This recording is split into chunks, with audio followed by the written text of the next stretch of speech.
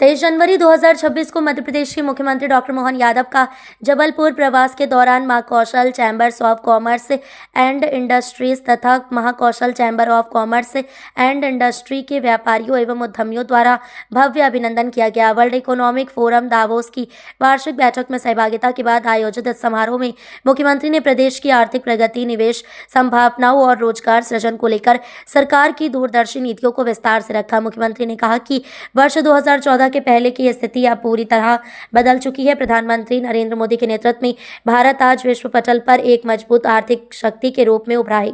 Davos में आयोजित world economic forum की बैठक में 200 से अधिक देशों ने भाग लिया, लेकिन सबसे अधिक फोकस भारतीय प्रतिनिधिमंडल पर रहा। भारत सरकार के साथ 10 राज्यों ने प्रभावी प्रस्तुति दी, जिनमें मध्य प्रदेश विशेष रूप से आकर्षण का केंद्र बना। उन्होंने कहा कि किसी भी राज्य के विकास की बुनियाद आर्थिक समृद्धि होती है।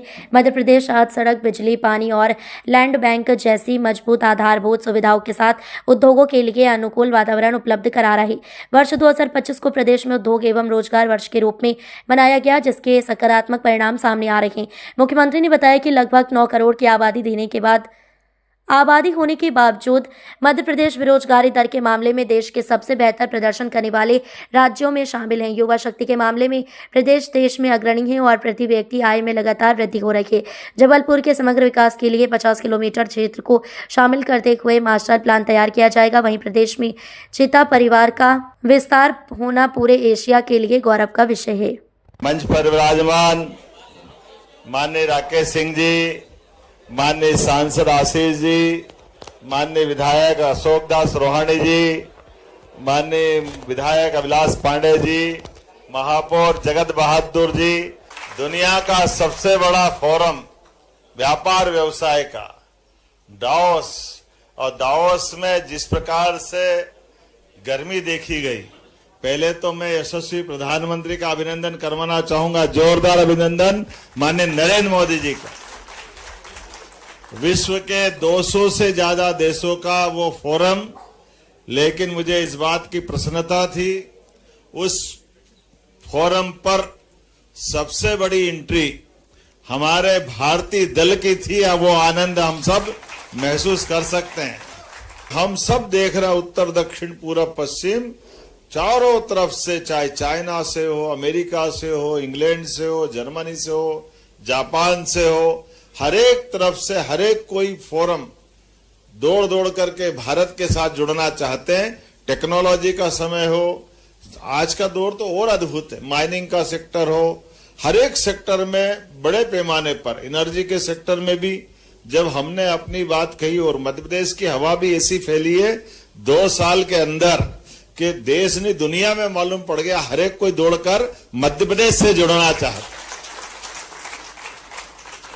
जिस प्रकार का समय आया, वास्तव में उस वातावरण को देख करके अपनी सरकार के गठन के बाद सभी प्रकार के प्रबंधन जो किए गए, हमारी बिजली सबसे सस्ती आज की दशा में, और 2 रुपए 10 पैसे के अलावा भी जितने मेगावाट की बिजली अपने गति से बन रही है, और इतना ही नहीं, एनटीपीसी के माध्यम से भी, अन्य थर्मल पावर के माध्यम से, तो लगातार हर क्षेत्र में सड़क, बिजली, पानी, पर्याप्त लैंड बैंक, और जितने प्रकार के व्यापार व्यवसाय को बढ़ाने के लिए, कोई के 5 साल पुराने, 7 साल पुराने, हमारे सरकार के माध्यम से जो लाभ अपने हितग्राहियों को देना था। अभी तक तो हमने डीबीटी यही सुना था कि सबकी बहनों की योजना उनके खाते में सीधे पैसे पहुंचेंगे, किसान समृद्धि पहुंच रही है। मुझे इस बात की प्रसन्नता कि लगभग बीते सत्र में अकेला एक एमएसएमई का सेक्टर है, 5,500 करोड़ की सारी पुरानी देनदारी हमने चुका करके कंप्लीट कर दी मध्य प्रदेश सरकार के माध्यम से। ये हमारा अपना काम करने का भरोसा है।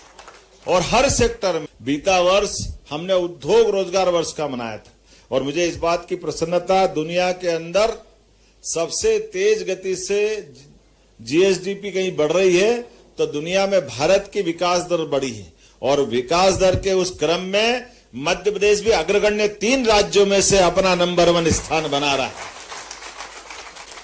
और इसके परिणाम भी कैसे आ रहे हैं?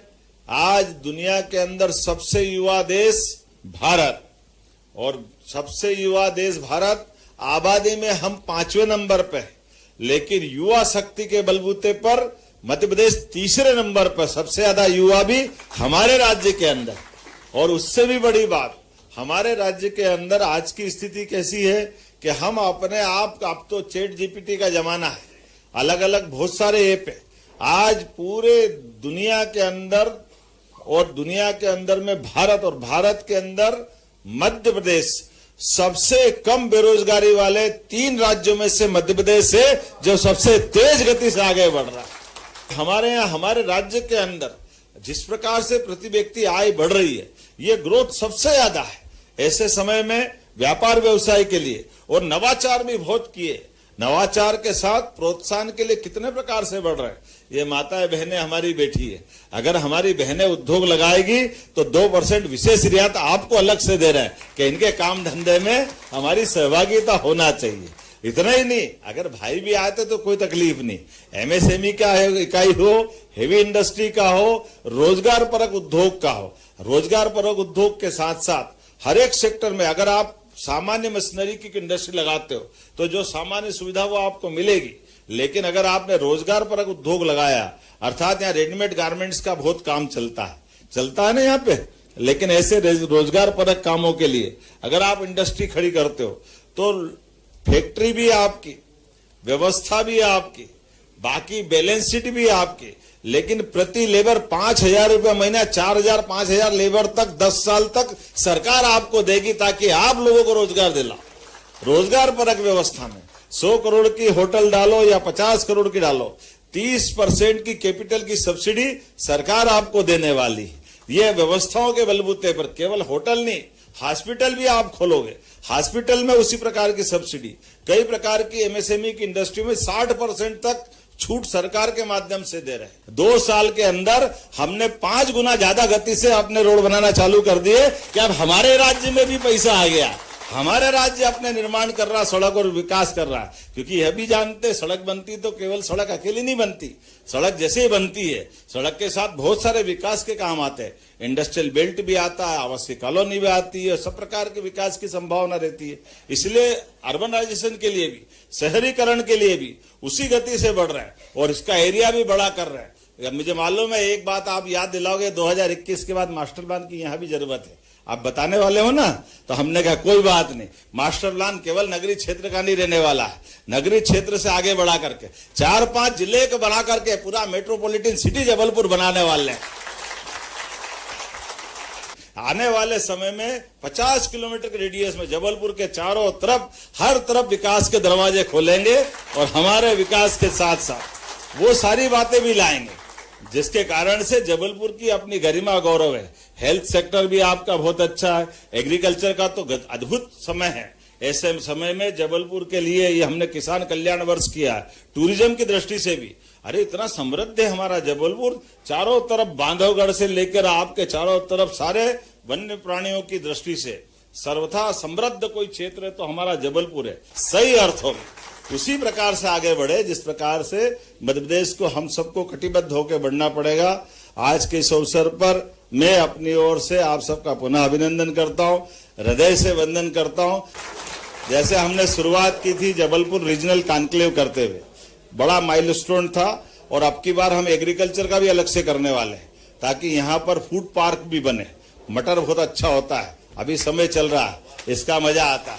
हमारे किसानों की मेहनत से जो फसल का उत्पादन होता उसका सही दाम उन तक मिले, सब प्रकार के वातावरण, केवल एक नहीं, इसी प्रकार से आपके रेडीमेड गारमेंट्स वाले मामले बहुत संभावना है, बड़े पैमाने पर बहुत सारे प्रकार के लाभ अपन देने वाले हैं। आज के इस अवसर पर पुनः आप सबका मेरी अपनी ओर से आभार, बहुत बहुत धन्यवाद। भारत माता की जय।